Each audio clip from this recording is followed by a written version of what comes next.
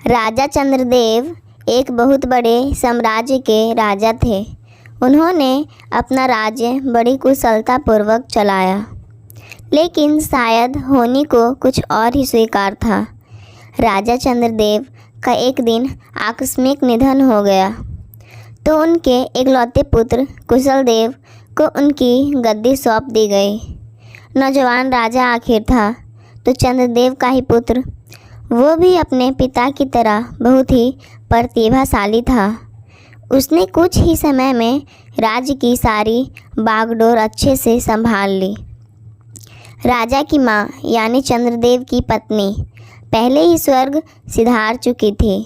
राजा अपने पिता की इकलौता संतान था और अब उनके माता और पिता दोनों ही नहीं थे।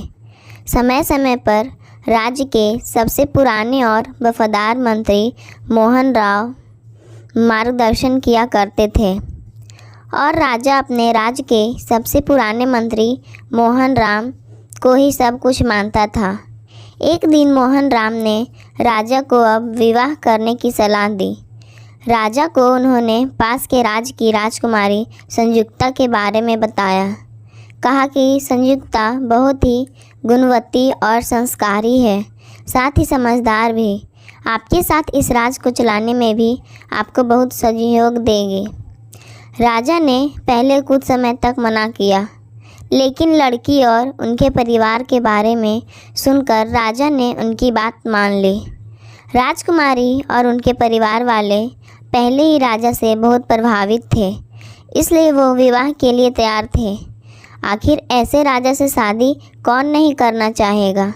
बड़ी धूमधाम के साथ राजा की शादी हो गई। शादी के बाद संयुक्ता इस राज में आ गई। राजा संयुक्ता की सुंदरता के साथ उनकी समझदारी का भी बहुत बड़ा प्रशंसक बन गया। ऐसी कई बातें थी जो राजा बल से नहीं हल कर सकता था, उसे संयुक्ता अपनी सूझबूझ से सुलझा देती थी। राजा और रानी दोनों ही एक दूसरे को पाकर बहुत खुश थे। उन दोनों में प्रेम प्रगाढ़ था। ठीक 1 साल बाद रानी संयुक्ता माँ बनने की बात राजा को बताई। राजा और रानी दोनों अपनी पहली संतान के लिए बहुत खुश थे, भगवान का बहुत धन्यवाद दे रहे थे।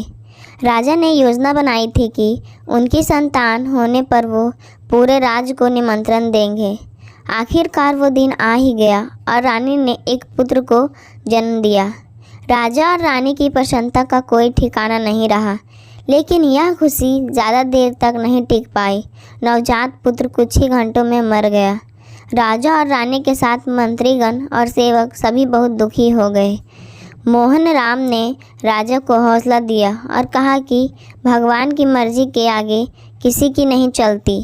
आप खुद को संभाल ले और राजकुमारी को भी हौसला दे। राजा ने रानी को हौसला दिया, साथ ही खुद को भी। धीरे धीरे वो समय भी निकल गया।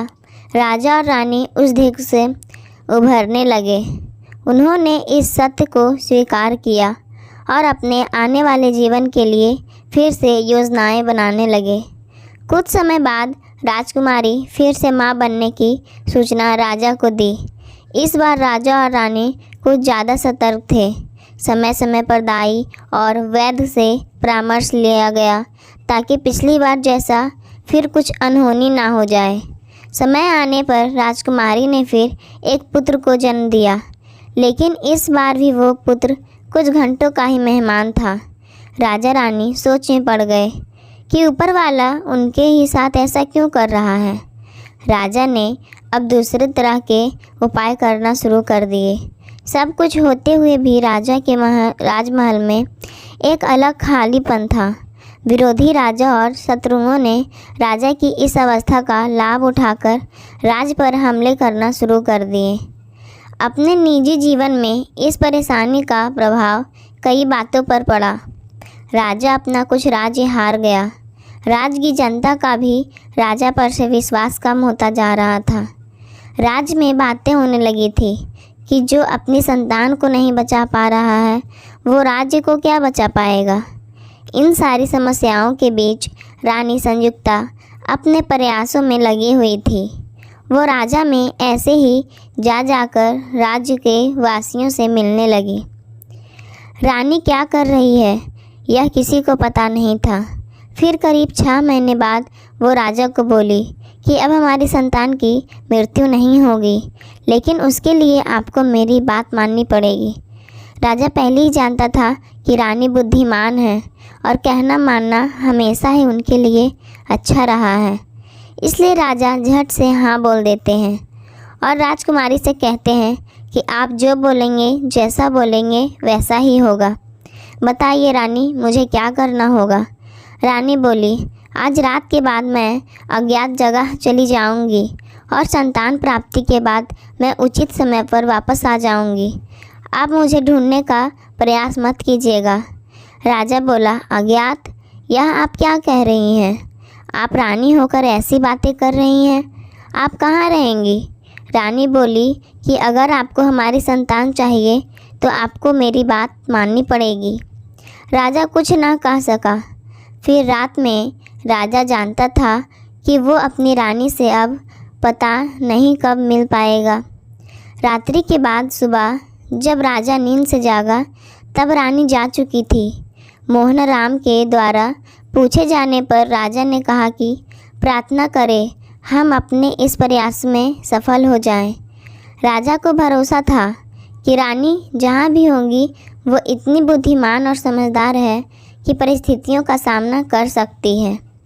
साथ ही उसे यह भी विश्वास था कि रानी जो बोल के गई है वैसा ही होगा। उनकी संतान इस बार जीवित रहेगी।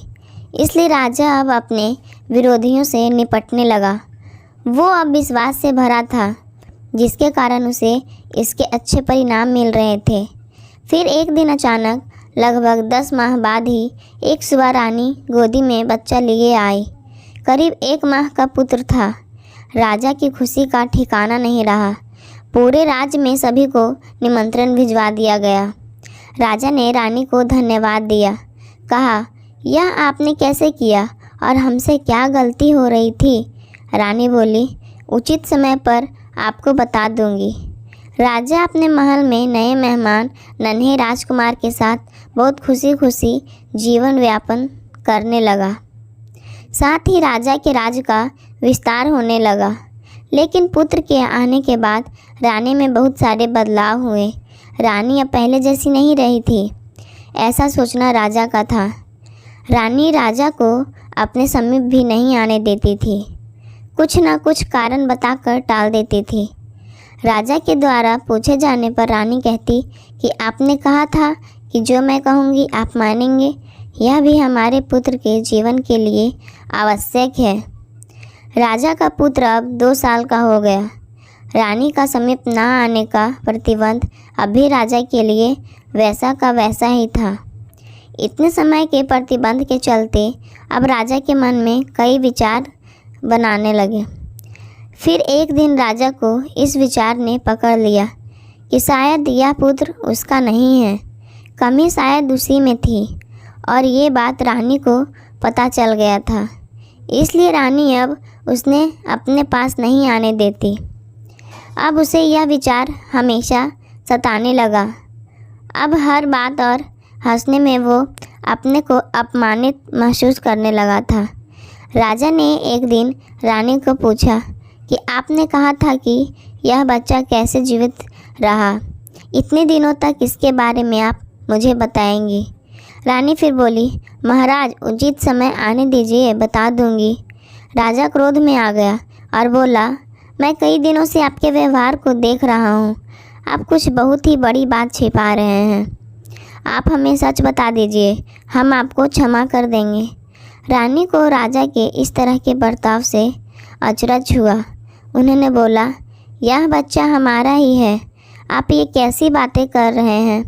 राजा बोला कि अगर आपने झूठ बोला या हमसे कुछ छिपाया और यदि हमें कहीं और से पता चला तो आपको और बच्चा को दोनों को दंड मिलेगा।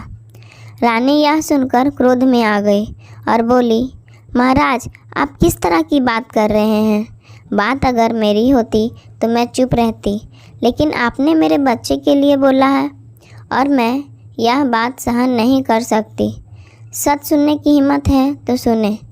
तब रानी ने एक ऐसे सच से राजा को अवगत कराया जो वो नहीं जानता था। रानी ने कहा कि मैंने इस पूरे राज्य में करीब 6 माह तक भ्रमण किया और जगह जगह जाकर पुराने लोगों की बात सुनी। आपके राज की सीमा पर जंगल में एक समूह रहता है। उनके कुल देवता में उनकी अटूट आस्था है और उनमें शक्ति भी है। साथ ही समूह का एक प्रधान है जो पूरे समूह का ध्यान रखता है। उनकी वाणी मतलब उनके देवता की वाणी, जब आप एक वर्ष के थे तब आपके पिताजी माता के साथ एक दिन यात्रा पर गए। बग्घी से यात्रा करते समय उस समूह की एक महिला जो माँ बनने वाली थी, वो बग्घी से टकराकर मृत्यु को प्राप्त हो गई, जिसके कारण परिणाम स्वरूप आपके माता पिता को प्रधान ने श्राप दे दिया कि अब से उनका वंश आगे नहीं बढ़ेगा। इसी वजह से आप भी अपने पिता के एक अकेली संतान हैं और इसी कारण हमारी संतान नहीं बच पा रही थी। आपके यहाँ से जाने के बाद मैं वहाँ उन लोगों के साथ रही। शुरू में उन लोगों को मुझ पर क्रोध था, लेकिन वो फिर भी मेरी आस्था देखकर पिघलने लगे। मैंने देवता से प्रार्थना याचना की, लेकिन एक बार तीर कमान से निकल गया तो वापस नहीं आता। हमारी संतान फिर पैदा होते ही चली गई। फिर राजा पूछता है, तो यह बच्चा किसका है? तो रानी बोलती है, मेरे माँ बनने की समय के साथ ही वहाँ की एक और स्त्री भी माँ बनने वाली थी। उनकी संतान भी उसी समय हुई जिस समय हमारी संतान हुई। मेरा बच्चा फिर से चले जाने पर मैं उनके देवता के आगे संतान को ले जाकर ज़ोर ज़ोर से रोने लगी। तभी वो सारे समूहवासी अपने उस बच्चे को मुझे देने आ गए और मेरे आगे घुटने टेक कर मुझे समर्पित कर दिया। उनकी आंखों में मेरे लिए प्यार था, दया थी और हाथ में बच्चा था। बस मुझे लगा कि अब हमें क्षमा मिल गई। नवजात को मैं कुछ दिन वहाँ रहने के बाद ले आए। आप अपना बच्चा ना होने से कितने दुखी थे। उन लोगों की दया और महानता देखो। एक राजा को उन्होंने अपना बच्चा दे दिया, वो भी उस राजा को पुत्र को जिसने उन्हें चोट पहुंचाई थी। मुझे लगा कि इस बच्चे को जीवन भर अपार स्नेह देना ही हमारा प्रायश्चित है। राजा यह सब सुनकर कुछ बोलने लायक नहीं रहा, खुद को कोसने लगा और बोला, मैं तो आपको क्षमा के लायक भी नहीं हूँ। अपने परिवार की इस श्राप का पता मुझे नहीं लगा और आपने इतनी तपस्या की और पता लगा लिया। मैंने आपसे विवाह करके आपके साथ अच्छा नहीं किया, मुझे क्षमा करें। रानी ने कहा कि शायद मेरे द्वारा ही इसका पता लगाया जा सकता था, इसीलिए भगवान मुझे आपके पास ले आए। और फिर राजा भी रानी के साथ वहाँ उन सभी से भेंट करने और क्षमा मांगने गया और उनकी दया को स्वीकार करते हुए उस बच्चे को बहुत स्नेह करने लगा। आपको यह कहानी कैसी लगी हमें कमेंट करके ज़रूर बताएं।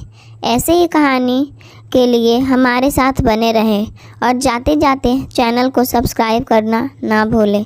धन्यवाद।